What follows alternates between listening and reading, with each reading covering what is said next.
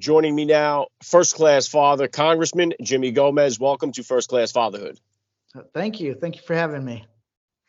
All right, well, it's an honor to have you on the podcast here. Let's start just like this. How many kids do you have? How old? I have one kid and he's almost 5 months. His name is Hodge. Very cool. Yeah, awesome to have him in the shot here with us. You're one and done here, or you're looking for more? Well, one for now. Let's do it. Like I'm 48 and my wife's 41, so we're we waited a while to have this first one, but we can't. If we're gonna have another one, it can't be that much longer. Very cool. If you could, Congressman, please just take 1 second to hit my listeners with a little bit about your background.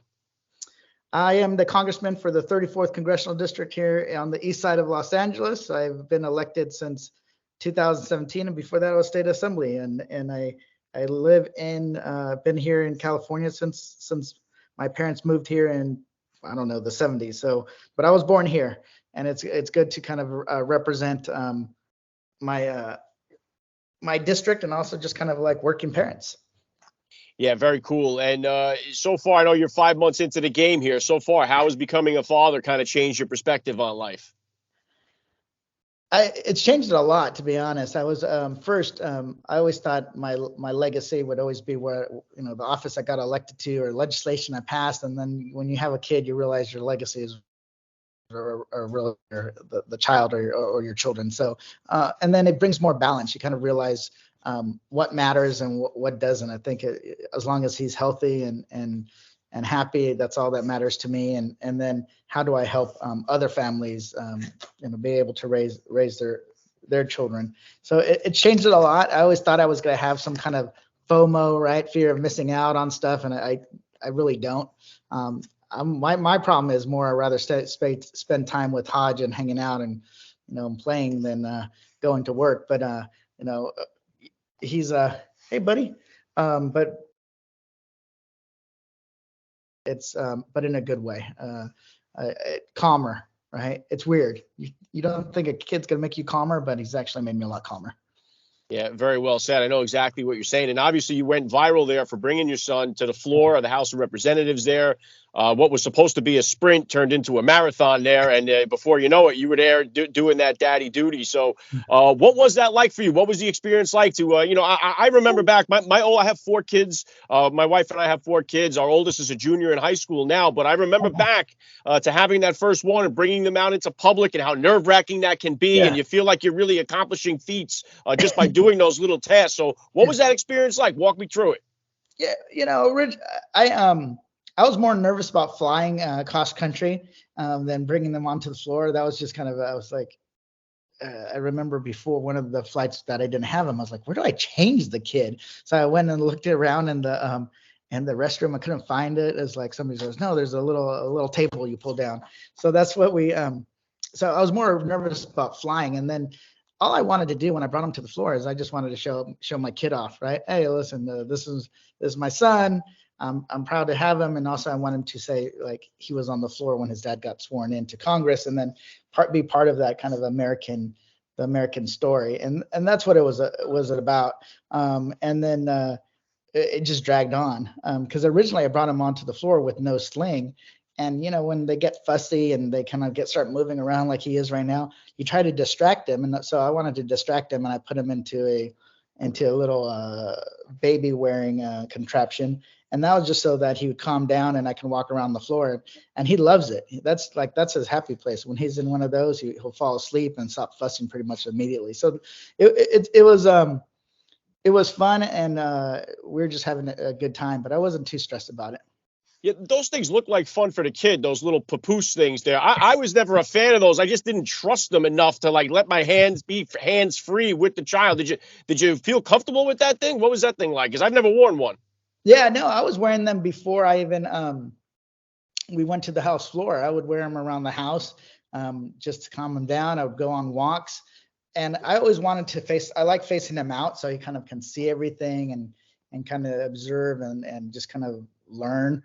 And and I would do these things called Hodge and Talks instead of walk and talks, and I'd just go on Instagram Live and tell people, ask me anything, and then I'll start talking. So I like them because it actually lets you use your your arms for other stuff, and then he can just kind of chill out and enjoy the bouncing of my movement.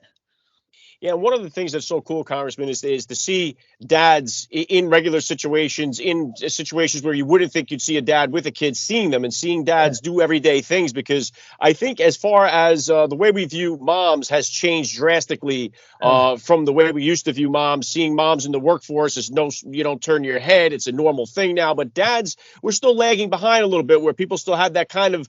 I remember when I had my first and walking through. Oh, yeah, when I was in the supermarket, I would hear like, "Oh, your babysitting today, giving mom a break." Yeah. It was like you still kind of get that hangover from the way we used to view dads. So it's nice to see pushing dads forward, because we have taken on such a bigger role in bringing up our kids' lives today.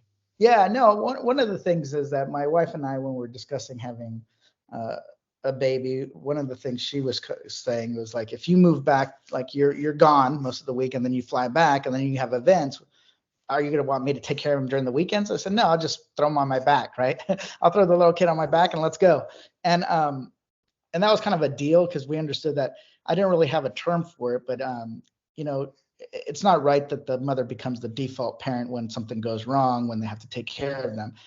Yet, like, we're still in a place where a dad takes a kid to work, all of a sudden it becomes national news, and that says something as well about where we're at. We're not as far as we think we are, if that is still bringing so much attention.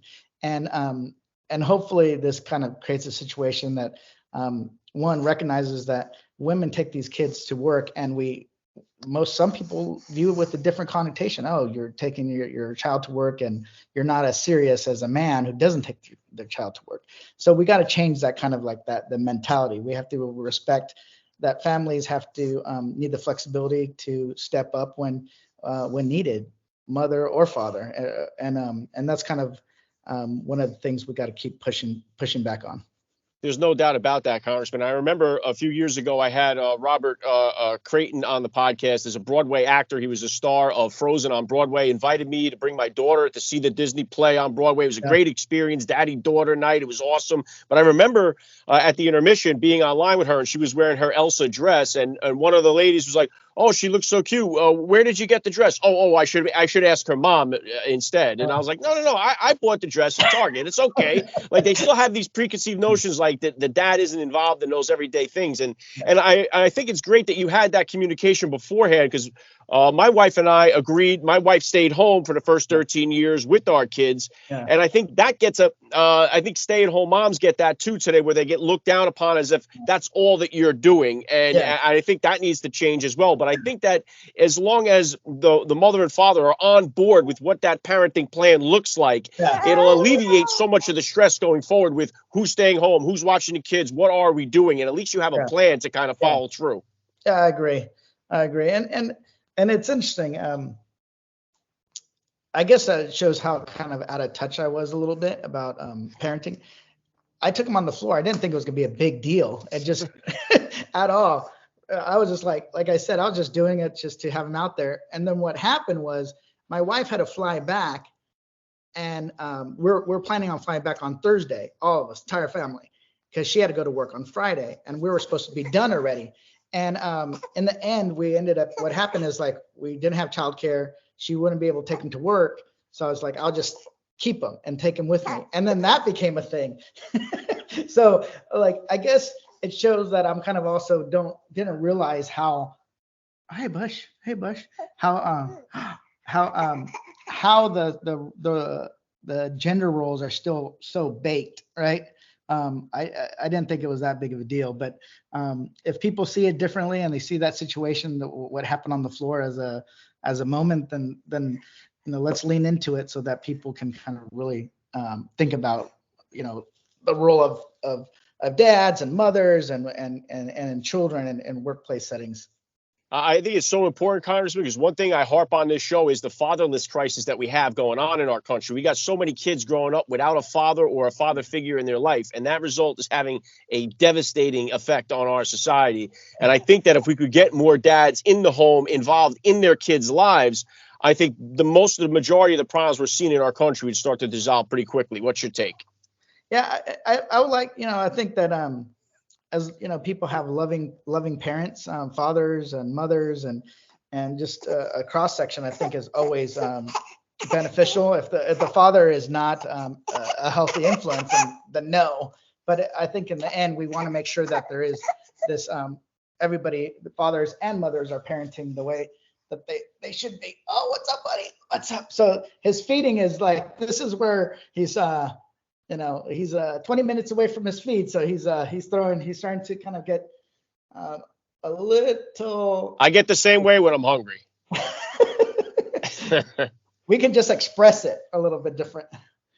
So keep going. I'm listening. What's it been like, Congressman, so far to watch your wife now become a mom and take on that role of motherhood now after being married many years? What is it like for you to watch her, take on that role of motherhood?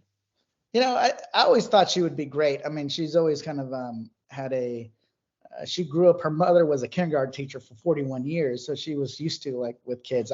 The question mark was always me. So I think people were always surprised. Like, they have no doubt that she was going to be a great mother, and she's been doing a fabulous job and knows how to soothe and kind of has more balance. But I'm the one that's kind of learning and just kind of, oh no, well, hopefully that's going to be a diaper change. But you know the look already. Yeah, she's been doing fabulous, but it's also tough. Right, the fourth trimester is a real thing. Like, she had a tough delivery, and I think that we don't recognize that. Often people expect mothers to kind of bounce back and be happy and take the kid everywhere with them and kind of like be this kind of picture perfect image. But mothers go through hell in delivery, and we got to have the proper support so that they can be healthy in the long term, and then the baby can be healthy as well. Yeah, very well said. What would you consider to be, Congressman, the top values that you hope to instill in your son growing up? I want him to be. Oh my gosh! I want him to be kind and. Hey there. I want him to be basically kind and then hardworking. Right. I come from, like, my parents had no more than a third grade education. They worked minimum wage jobs. And this kid is, you can say he's baby born on third base, right? And how do you raise a kid to realize that even if they're born on third base, that they still have to run the bases and then they still have to give back? And that's kind of what I'm trying to figure out, is like, how do we raise a kind person, but also one that has empathy to see the plight of others and willing to give back to them. And maybe that's too much to ask for a little baby, but I think that he can do it. Very, very cool. What was your relationship like with your parents, Congressman? What type of disciplinarian were your parents, and is that the kind of disciplinarian or discipline style you plan to mimic with your son growing up? Yeah. This looks weird, but it makes him happy. My parents, I'm Gen X. Yeah, my parents were tough. They believed in still in the belt, right, and hitting. And I'm not going to do that at all. But they even changed in the end. They realized that hitting a child doesn't get through to that child. And with time, I think that. But what they did do was, like, they understood that care and affection and time and spending with them was important. So I like when it comes to Hodge, is understanding that what they need, but then at the same time providing boundaries and making sure they're respectful. And then you have to also demonstrate that. A teacher of mine once, when I was in high school, he would sit there and his son would maybe his son was maybe 5, and he would just kind of like talk to him. Like, you couldn't really understand what he was saying. He was just kind of saying all sorts of stuff. And the teacher was just, hey. Was just hang in there, Hodge. We're almost done. Was just looking at him really patiently and listening very carefully. And I said, that was pretty impressive that you just sat there and listened to your son talk for like 10 minutes. And you just sat there and were like, and he goes, because the kids mimic your behavior. So if you're like distracted, they're going to be distracted when you talk to them. If you're like, you pay attention when they talk to you, and hey buddy, and if you pay attention, you respond in a calm voice, they're going to pay attention. They're going to respond in a calm voice. So they really do mimic your behavior. So I'm going to try that, right? Be calm, mimic that behavior, or set that example for Hodge in the long term. And I think, part of it is having a kid later, I'm calmer. Like, I feel like I'm calmer. Maybe I don't have as much energy as a young person, but I'm a lot calmer, and I get stressed out less. Like when he was crying on the plane, I was just, my wife and I were like, whatever, babies cry. We weren't like, oh, we got to get him quiet, because like we were trying to soothe him so he would not be frustrated. But we didn't really care that people, like, he was crying, because it's like there's something wrong with him. He needs to be soothed, and we're going to either change him, feed him, or make him comfortable. So, but yeah, I think that the style is developing, I would say, but I think calm and patience could be the way to go. Yeah, great stuff. Before I hit you with my last question, I'm just curious too. What was that changing table like in the men's room on the House of Representatives there? Was it well used? Did it still have the sticker on it, the price tag? What was it like? What shape was it in? So I never went to. So there's only one men's restroom for members on the opposite side of the chamber, and it's a walk. So like the chamber's pretty big. So I didn't go over there, but there is a changing table. I think it's just like one of those pads, like a big kind of like a pad with sides on it. But because I used to remember seeing it when I was before I had Hodge, so it's just far to walk. So I just changed them on the floor of the Democratic cloakroom, and we're just in the corner. Nobody cares. So I haven't had a chance to use it, but there was on my build where my office is, directly across from my office, there's a men's room, and no, I don't think anybody had used it, but there's not that many offices on the 5th floor of Cannon. So I think that's why not that many folks have used that changing table. Yeah, I've seen that too. In a lot of the men's rooms, some of them changing tables look like you could eat your lunch right on the table there. They look brand new, but pretty much. Yeah, all right. So last thing I want to hit you with here, Congressman, I'd love to ask all the dads that I get on the podcast. You're pretty new at this. I'm excited to hear your response. What kind of advice do you have for that new dad or for that about to be father who's out there listening? Yeah, I think that first, all it matters is you want to be engaged and learn, and spending the time learning and listening to other people, and taking a little bit of everything with a grain of salt, and then seeing what works for your kid. But it's fun. Like I've enjoyed every minute of it. Even in the middle of the night where he's crying, I think it's like I pick him up to kind of soothe them, and it's once they kind of get settled down a little bit, it's the best thing. So I think people just need to like enjoy the ride. I know he's not going to be always like, he's a pretty good kid. I know he's not going to be always like that, but just got to enjoy every moment. And if you do that, things will turn out just fine. Yeah, very well said. I love the message. It's been an honor for me. I got to say, Congressman Jimmy Gomez, you're a first-class father all the way, and thank you so much for giving me a few minutes of your time here at First Class Fatherhood. Yeah, thank you so much, Alec.